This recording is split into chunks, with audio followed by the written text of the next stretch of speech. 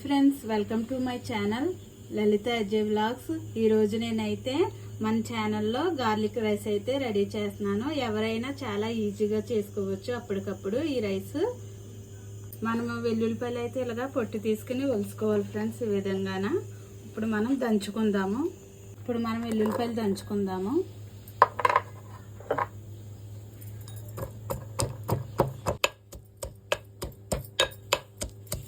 ఇలా దంచుకున్నాక ఇప్పుడు మనం 1/2 టీ స్పూన్ పసుపు వేసుకోవాలి. 1 స్పూన్ కారం వేసుకోవాలి. 1 స్పూన్ సాల్ట్, 1 టీ స్పూన్ ధనియాల పొడి,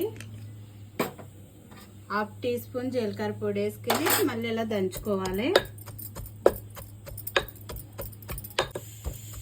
మనం ఇలా దంచుకున్నాక ఈ విధంగా దంచుకోవాలి. దంచుకుని ఇప్పుడు మనం తాలింపు రెడీ చేసుకుందాం. వెలిగించుకుని కడాయి పెట్టుకుని 2 స్పూన్లు ఆయిల్ వేసుకోవాలి. ఆయిల్ అయితే వేడైంది. 1 స్పూను ఆవాలు వేసుకోవాలి. 1/2 స్పూన్ జీలకర్ర,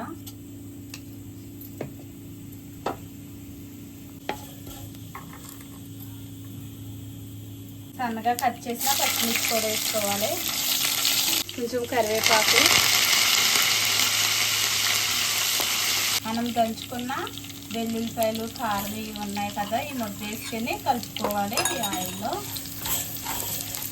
ఇది కూడా వేపుకోవాలి.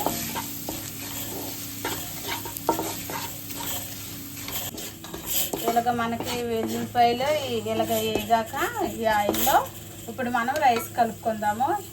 ముందుగా మనం వండుకున్న రైసు వేసి కలుపుకుందాం.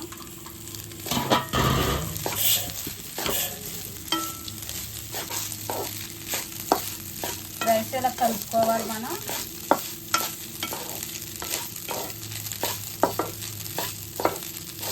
కలుపుకున్న తర్వాత మనం సన్నగా కట్ చేసిన కొత్తిమీర కూడా వేసుకుని కలుపుకోవాలి.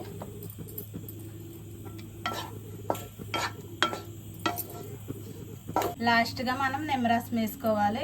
చిన్న నిమ్మకాయ తీసుకుని రసం పిండికి వేసుకోవాలి.